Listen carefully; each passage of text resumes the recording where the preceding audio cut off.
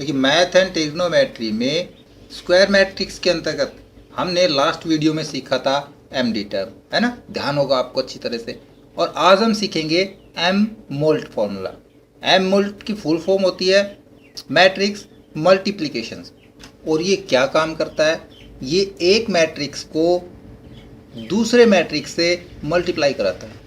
और ये एक अरे फॉर्मूला है। भाई अरे तो सिंपल सी होगा ही, जब हमने पूरी टेबल को इस तरह से एक टेबल को दूसरी टेबल से मल्टीप्लाई कराना है तो अरे तो करना पड़ेगा। तो फॉर्मूला हम लगा लेंगे, सिंपल ये फॉर्मूला लगाएंगे तो मैंने पहले ही बताया था काम तो करेगा। लेकिन वो काम किस प्रकार कर रहा है, वो इसको कैसे मल्टीप्लाई कराएगा, किस प्रकार इसकी कैलकुलेशन करेगा, ये समझ में आना ज़रूरी है। तो सबसे पहले तो हम मल्टीप्लाई कराते हैं, इस फॉर्मूले को अरे बनाते हैं। देखिए हम करेंगे equal to M molt, bracket start करेंगे। और अब कह रहा अरे 1 और अरे 2 किसको किससे, हम उस टेबल को पहले वाले अरे को कोमा यूज़ करेंगे और दूसरा वाला अरे। सिंपल है, ब्रैकेट क्लोज करके हम करेंगे एंटर प्रेस, तो यहाँ पे इसका रिजल्ट आ जाएगा 14। तो हमने सिंपल फॉर्मूला यूज़ किया, इसको अरे नहीं बनाया।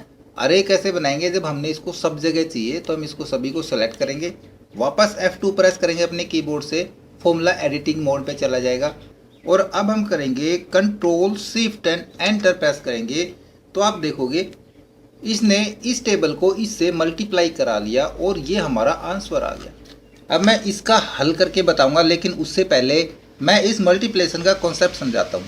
मान लीजिए हमारे पास यहाँ पे वैल्यू हैं, मैं यहाँ पे लेता हूँ 1 2 और यहाँ पे डालता हूँ कोई भी वैल्यू 3 एंड 4। तो ये हमारी वैल्यू ऐसे भी हो सकती है पहले वाली, और या पहले वाली टेबल हमारी इस प्रकार भी हो सकती है। इसमें कन्फ्यूजन ना हो, अभी मैं आपको समझाऊंगा। मैं इन दोनों को पहले बॉर्डर में दे देता हूँ। तो देखिए ये कैसे मल्टीप्लाई कराएगा, ये कराएगा रो इनटू कॉलम, यानी कि पहले वाली रो को इससे मल्टीप्लाई कराएगा पहले वाले कॉलम से। तो हमारी क्या मल्टीप्लिकेशन आ जाएगी, 1 मल्टीप्लाई 3, कितना आ गया 3, और 2 मल्टीप्लाई 4, ये कितना हो जाएगा 8, और दोनों का सम, ये आ गया हमारा रिजल्ट। तो यहाँ एक बार हम एमल्ट फॉर्मूला लगा के देखें, ब्रैकेट स्टार्ट करेंगे, हमारे पास अरे 1 कोमा अरे 2, ब्रैकेट क्लोज और एंटर प्रेस करेंगे, रिजल्ट क्या आ गया 11। अब इसको तो मैं डिलीट कर देता हूँ और यहाँ पे अब चलते हैं इस टेबल के ऊपर। तो देखिए इसमें हमारा कैसे मल्टीप्लिकेशन हो रहा है, मैं पूरा खुल के डिटेल से बता रहा हूँ। सबसे पहले तो पहली रो को पहले कॉलम से मल्टीप्लाई कराएगा, फिर पहली रो को दूसरे कॉलम से, फिर पहली रो को तीसरे कॉलम से, उसके बाद दूसरी रो को पहले कॉलम से, दूसरी रो को ही दूसरे कॉलम से, फिर तीसरे कॉलम से, ऐसे ही तीसरी रो को फर्स्ट कॉलम से, फिर सेकंड कॉलम से, फिर थर्ड कॉलम से। किस प्रकार मैं यहाँ पे लिखता हूँ 1 2 3, ठीक है, पहली रो आ गई हमारे पास। इस पहली रो को मल्टीप्लाई कराएगा इस प्रकार कॉलम से, यानी कि 1 से, फिर 2 से, फिर 3 से। तो यहाँ पे हम करेंगे 1 2 एंड 3 से, ये मल्टीप्लाई होगी। उसके बाद फिर पहली रो को ही मैं यहाँ पे इस प्रकार मैंने फिर से पहली रो को लिखा है, और यहाँ पे अब दूसरा कॉलम टाइप करेंगे, ये मल्टीप्लाई करेगा 4 5 और 6। इसी प्रकार फिर से 1 2 3, ये एक में ही लिख दिया मैंने, 2 3, और इसको मल्टीप्लाई कराएगा 7 8 और 9 से, तो 7 8 एंड 9, ठीक है। फिर नंबर आ जाता है दूसरी रो का, दूसरी रो है 4 5 6, तो हम यहाँ पे आ जाते हैं, मैं फटाफट यहाँ पे लिख लेता हूँ 4, इसी को कॉपी कर लेता हूँ क्योंकि 3 बार मल्टीप्लाई होगी। फिर उसके बाद 7 8 9 रो आ गई,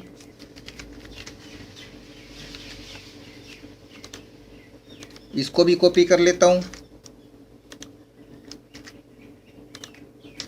इनको मल्टीप्लाई कैसे करेगा, पहले तो इन कॉलम से ना, तो इसको मैं ऐसे कैसे कॉपी कर लूँ,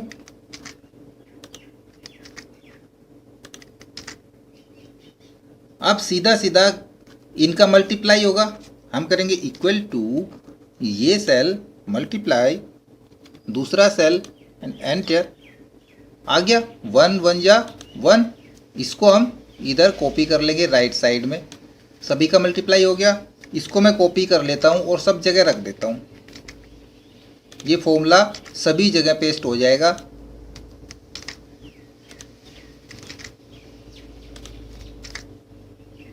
ये सभी की मल्टीप्लाई आ गई और अब इनका हम जोड़ करें। मैं यहाँ पे करता हूँ सम का formula use, equal to some,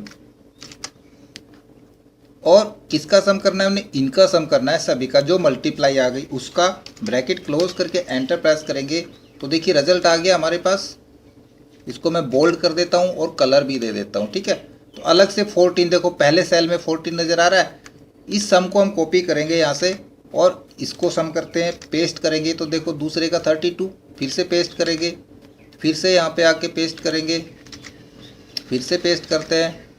तो आप देख लो जो ऊपर टेबल है सेम यहाँ पे आपको रिजल्ट नज़र आएगा उसका। आगे समझ में एज इट इज़ दिखा रहा है। तो अब आपको ये भी समझ में आ गया कि जो क्रॉस मल्टीपल होगी, जो एक मैट्रिक्स को दूसरे मैट्रिक्स से मल्टीप्लाई कराएंगी तो जो ये रिजल्ट आएगा, ये फॉर्मूला जो हमको कैलकुलेशन करके दे रहा है वो कैलकुलेशन किस प्रकार कर रहा है। यानी इतनी बड़ी कैलकुलेशन को हम सिर्फ एक फॉर्मूले से कर सकते हैं। और यदि आप मैथ जानते हैं, मैथ पढ़ते हैं, आप इंटेलिजेंट हैं, तो मैट्रिक्स मल्टीप्लिकेशन को अच्छी तरह से समझते होगे। ओके।